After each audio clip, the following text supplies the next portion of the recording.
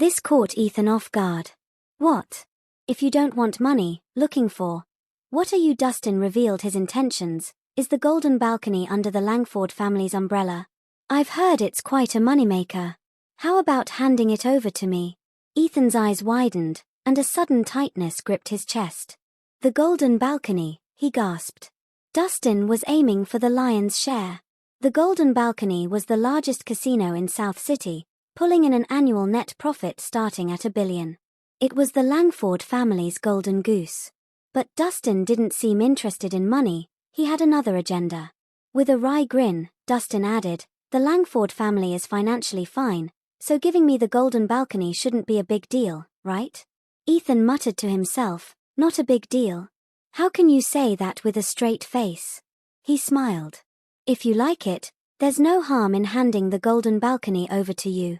Your generosity is truly something, Mr. Ethan. Thanks, Dustin expressed his gratitude. Your Grace, you're too kind.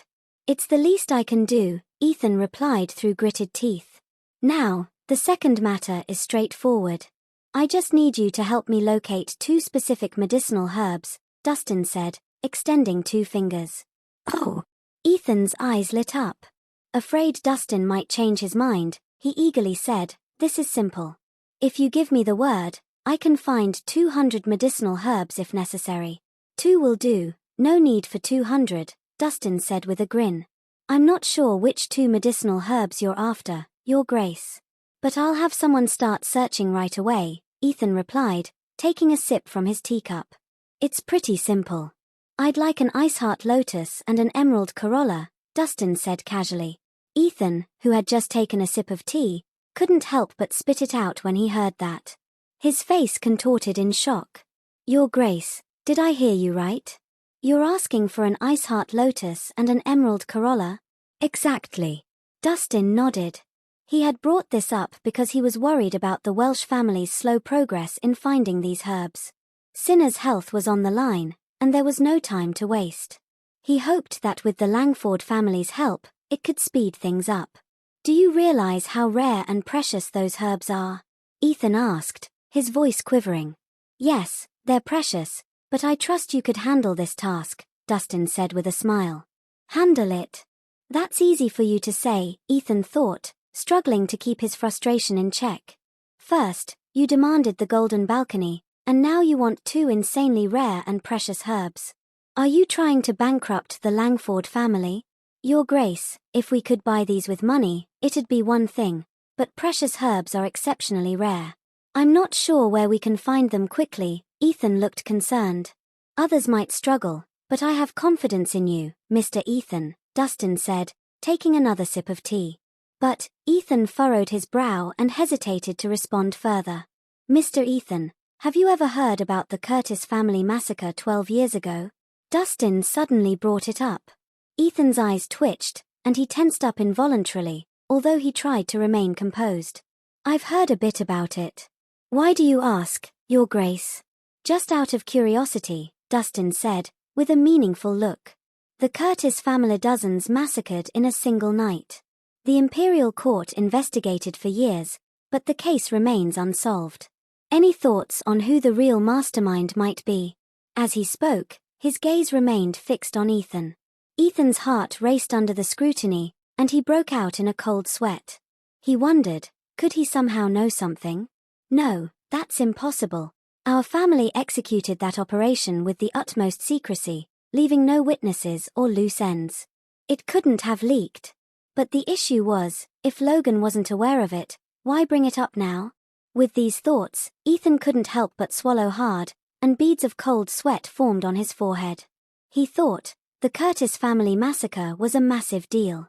If it ever came to light, it would be a devastating blow to the Langford family. Mr. Ethan, let's get back to the main topic. About the medicinal herbs, is there any issue? Dustin smiled, seemingly unconcerned. The West Lucosian monarchy not only housed rare books from all over the world but also held many pieces of incriminating evidence against high-ranking officials. The Langford family's dark secret was the Curtis family massacre from years ago. Of course, no problem, Ethan said, forcing a smile. It's an honor for our Langfords to assist Your Grace. Thank you, Mr. Ethan, for being willing to help. Dustin nodded. Now, let's discuss the last matter. To be honest, my trip to Oakvale is to fulfill a long-cherished wish. But my current abilities are limited, and I need your assistance. Your Grace, you're too kind. Please tell us what you need, Ethan said, with a lingering touch of unease. It's quite simple. I want the Langford family to investigate privately the truth behind my mother's death many years ago. I want to uncover the real mastermind. Dustin's eyes suddenly became sharp and determined. What? Dustin's request hit Ethan like a bolt of lightning, instantly draining the color from his face. Ethan knew the Purple City Rebellion from 10 years ago was taboo. The death of the princess consort of West Lucosia, still a mystery, wasn't because of its unsolvability but the collective reluctance to investigate it. Even the once mighty prince of West Lucosia had to shut down any inquiries, leaving the truth buried. Who, in their right mind, would dare to address it? Despite the royal family's assurance to uncover those responsible for the Purple City Rebellion, the issue gradually receded from the public eye. This silence suggested that the elusive masterminds behind the rebellion held significant influence. Also, this matter involved the highest imperial authority. The Langford family might be wealthy and influential but not on the same level as the top royal relatives. So, when Ethan heard Dustin's request, it rattled him. He was uneasy and downright scared. Dustin's tone softened, and he tried to reassure Ethan, "There's no need to stress out. I'm not asking you to risk your life." "Why so jittery?"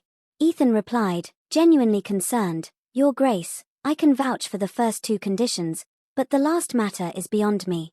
You know the 10-year-old taboo, it could cause another huge upheaval."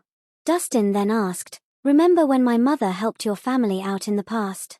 Ethan hesitated for a moment. Years ago, the Langford family was in big trouble due to a momentary lapse in judgment. They sought help from the mighty prince of West Lucosia, but he didn't want to get involved. It was the princess consort of West Lucosia who convinced him to save the Langfords from disaster. That favor meant a lot to Ethan. "It seems you haven't forgotten," Dustin said with a faint smile. "My mother did kind deeds expecting nothing in return. I'm different. I intend to claim what's owed to me. Mr. Ethan, my mother saved over 100 lives in your family. Don't you think it's fair to repay that debt?" Ethan fell silent upon hearing this.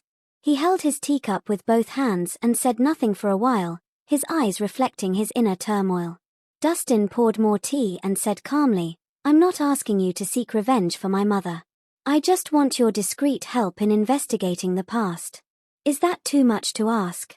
Ethan's hand, holding the teacup, trembled slightly, creating ripples in the tea. It mirrored the turmoil within him.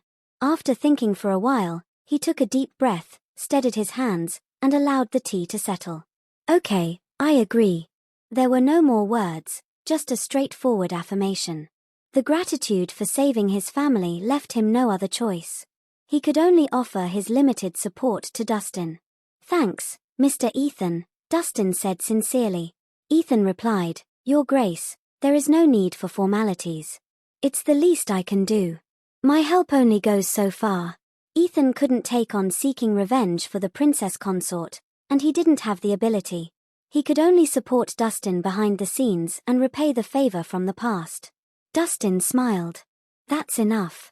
At least it confirms my mother made the right choice when she saved you." Ethan nodded. "Yes." Dustin continued, "It's getting late, Mr. Ethan. I won't keep you any longer. If you find any relevant information, please get in touch." He exchanged contact details with Ethan before leaving. To make a place in Oakvale and find the truth, Dustin needed support from these influential noble families. Otherwise, he couldn't avenge his mother on his own. Dustin had a plan that involved not just the Langford family but also some powerful allies.